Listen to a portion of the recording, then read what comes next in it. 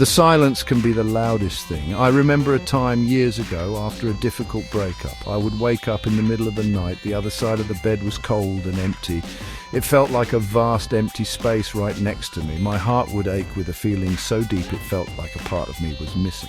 Moving on isn't just about saying goodbye. It's about learning to live with that empty space. It's about learning to fill it with your own warmth, your own presence.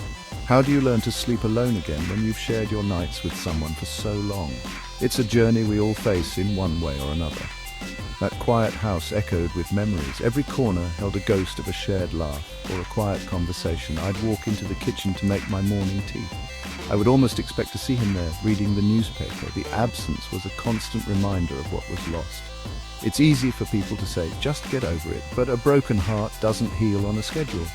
It mends slowly, piece by piece. You have to give yourself grace. You have to allow yourself to feel the sadness, to cry the tears, and to honor the love that was once there. It's part of the process of letting go. One day I decided to change something. I moved the furniture around. I bought new sheets for the bed, a bright sunny yellow. It was a small act, but it felt huge. It was my way of saying, this space is mine now. I was reclaiming my home, and in a way, I was reclaiming myself. It didn't erase the memories, but it created new possibilities. It was a signal to my own spirit that it was time to create a new chapter. It was a step, a tiny step, toward a new beginning. We all have the power to make these small changes that lead to big healing. This journey of moving on is deeply personal. It forces you to look inward. It asks you to confront your own fears and your own hopes. What did I learn from that love? What do I want for my future? These are the big questions that surface when a relationship ends. Answering them is not easy. It takes courage, it takes honesty. But in finding those answers, you find yourself. You discover a strength you never knew you had. You begin to understand that you are whole, all on your own. The empty side of the bed starts to feel less like a loss and more like an opportunity for growth. We all talk about love and commitment, but what do these words really mean? The world has many different ways of loving. Most of us grow up with the idea of monogamy. This is when two people commit to being in a relationship only with each other. It's a beautiful promise of one-on-one partnership. It's the foundation of many love stories we see in movies and read in books. It is a path that many of us choose, hoping to build a life with that one special person by our side. It's about building a sacred space just for two. Then there are other words we hear, sometimes in whispers. Adultery is one of them.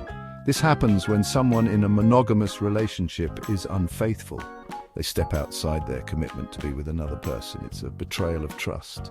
It often causes deep pain and heartbreak. Adultery breaks the promise that was made. It shatters the feeling of safety and security that commitment is supposed to bring. The discovery can feel like an earthquake, shaking the very ground you stand on. It challenges everything you believed about your partner and your relationship. And what about polygamy? This is a term for when a person has more than one spouse at the same time. In many cultures around the world, this is a normal and accepted way of life. It's a different structure for family and for love. It's not about cheating. It is an open and honest agreement among everyone involved. It's important to understand that this is different from bigamy, which is the act of marrying someone while still being legally married to someone else. Bigamy is illegal in many places, while polygamy is a cultural practice. These different structures can seem complicated, but at their core, they are all about human connection.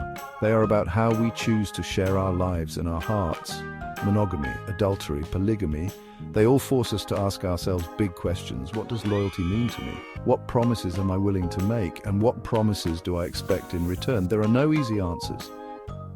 The important thing is to be honest with ourselves and with the people we love. Understanding these differences helps us understand the vast spectrum of human relationships. When a commitment is broken, the emotional weight can feel unbearable. Think about adultery. The person who was cheated on often feels a storm of emotions. There is the shock of the betrayal. There is the anger that someone you trusted could hurt you so deeply. And then there is the sadness, a profound grief for the love you thought you had. It can shatter your self-esteem. You might start asking yourself, was I not enough? This question is a heavy burden to carry.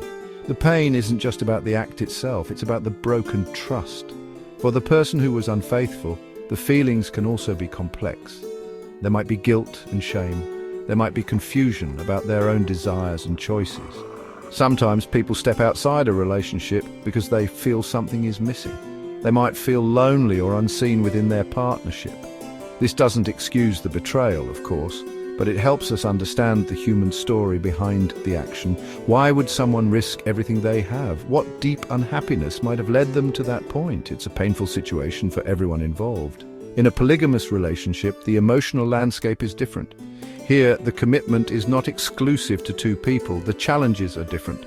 Instead of jealousy from betrayal, there might be jealousy over time and attention. How does one person divide their heart and their energy among multiple partners? It requires incredible communication, honesty, and clear boundaries. Everyone involved must feel seen, heard, and valued. The commitment is to the group, to the family structure itself. It's a different kind of promise with its own unique set of emotional rules and rewards. Ultimately, all these situations show us how deeply our hearts are tied to our commitments. Whether it's a promise of monogamy or an agreement within a polygamous family, trust is the glue that holds it all together. When that trust is broken, the structure falls apart. The feelings of security and belonging are replaced by fear and uncertainty. Healing from this kind of emotional wound takes time. It requires you to rebuild your sense of self. It forces you to redefine what commitment and love mean to you on your own terms. So, why do we search for a new love after our heart has been broken? It seems like the safest thing would be to lock our hearts away forever, to never risk that pain again. But the human spirit has a powerful need for connection. We are social beings. We thrive when we can share our lives, our joys, and our sorrows with someone else. After a period of grieving and healing, there often comes a desire to feel that connection again. It's a sign that you are ready to live fully once more. It's a whisper of hope from deep inside. Seeking a new relationship is also about growth. Every person who comes into our life teaches us something. A past relationship, even a painful one, can teach us about our own needs. It can show us what we truly want in a partner. We learn about our own boundaries. We learn what we will and will not accept. So when we start dating again, we are not the same person we were before. We are wiser. We are stronger. We are clearer about what a healthy, loving partnership looks like for us. We bring a more authentic version of ourselves to the table. Think of it like this. After a storm, the sun comes out. The land has been washed clean. New flowers can begin to grow. A new relationship can feel like that sun. It's a chance to start fresh. It's an opportunity to experience love with the wisdom you've gained. It's not about replacing the person you lost. It's about starting a new story. A story where you are the author and you get to write a happier chapter. This new person gets to meet the version of you that has survived the storm and learned how to dance in the rain. In the end, moving on is the ultimate act of self-love. It is a declaration that you are worthy of happiness. It is a belief in the possibility of a brighter future. Loyalty to a past that no longer serves you is not noble, it is a cage. True loyalty should be to your own growth and your own spirit. Are you honoring the lessons of your past? And are you open to the beautiful possibilities of your future? The journey from heartbreak to hope is one of the most profound experiences we can have. It's where we find out who we truly are.